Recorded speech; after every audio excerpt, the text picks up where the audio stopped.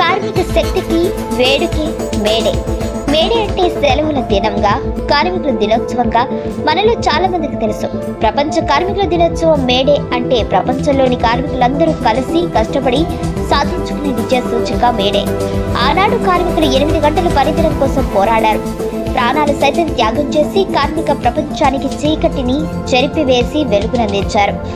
మరి మొదటిగా మేడే ఎప్పుడు జరుపుకున్నారు? కార్మికులు దేనికోసం పోరాడారు? కార్మికుల కష్టం కోసం పోరాడింది ఎవరు అనే విషయాలను గురించి మనం ఇప్పుడు తెలుసుకుందాం. మే 1వ తేదీని కార్మికులు పండుగ దినంగా భావిస్తారు. ఎందుకంటే 19వ శతాబ్దం వరకు కూడా కార్మికులు రోజుకి కనీసం 18 నుండి 20 గంటలు గొడ్డు చాకరీ అనేది చేసేవారు. ఇలా పెట్టుబడిదారులు గొడ్డు చాకరీ చేయించుకుంటూ దానికి తగిన వేతనం కూడా చెల్లించకుండా వారిని బానిసలుగా చూసేవారు.